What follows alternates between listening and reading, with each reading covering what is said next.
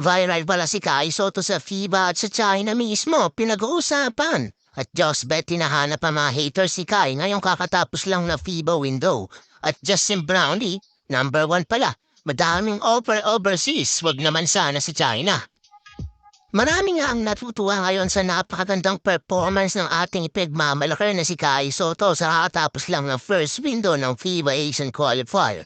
Well, sa unang game ni Kai Soto kontra sa Hong Kong, China, ay nagtala ito ng 13 points at may 15 rebounds. At halos lahat nga ng highlights ni Kai Soto sa laban ay viral sa FIBA.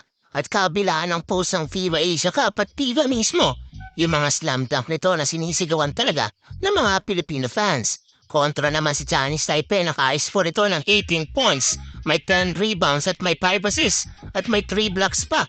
Kaya nga kahit si Coach Tim Ko na excited na sinabi pa nito na kayang i-dominate ni Kai Soto ang Asia sa mga darating na panahon. Ang performance si Kai Soto sa first window ay tila viral o pinag-uusapan ngayon ng mga Chinese fans ang ating pambato sa mga social media ng China at Chinese Taipei ay hindi nga mapigilan ang ilang reaksyon ng mga Chinese fans kay Kai Soto.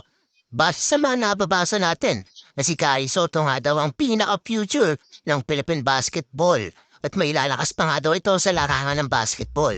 Sa mga nababasa pa natin, ay excited din ng mga Chinese fans kung paano daw makikipagsabayan si Kai sa mga bigs ng China sa CBA na sigurado daw makakaharap nito sa mga susunod na Asian Games kapag nagkaharap muli ang China at Pilipinas. Marami pang positive na komento mula sa mga Chinese fans.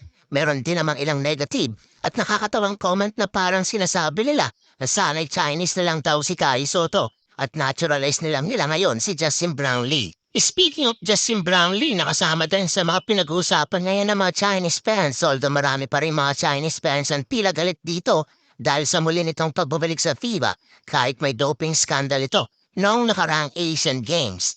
Base sa mga nababasa natin sa mga Chinese social media patungkol kay Brownlee, bagamat sila ay sinasabi talaga nila na napakahusay daw talaga nitong import. Sa totoo lang parang wala namang epekto kay Justin Brownlee ang hindi paglalaro ng basketball sa loob ng 3 months dahil sobrang ganda pa rin ng average nito sa first window ng FIBA na nag-average ng 26 points at may 13 rebounds. Patuloy lang na number 1 nito sa efficiency rating sa kakatapos lang ng first window ng FIBA ayon sa mga pinakabagong report. Napakaraming offer ngayon kay Justin Brownlee at matulog na sa Japan B-League, South Korea at sa Middle East at maring sa China na may pinakamalaking offer sa lahat ng liga si Asia. Naibalita na natin ito dati na ang posibleng kikitain ni Justin Brownlee kung maglalaro ito sa CBA ay aabot ng $4 million kada taon o 200 million pesos. At sa magandang ipinapakita ni Justin Brownlee noong Asian Games kontra si China, ay siguradong kilalang-kilala na ito doon. Tapos maganda pa ang nilalaro nito ngayon. Hindi malabo talaga na gustong itong kunin ng Chinese Basketball League. Assurance naman ni Coach Tim Con ayon sa report na siguradong maglalaro si Justin Brownlee sa Barangay Ginebra at sa ating Gilas Pilipinas after nitong maglaro overseas kung saan man ito maglalaro dahil naturalized player ito ng ating national team.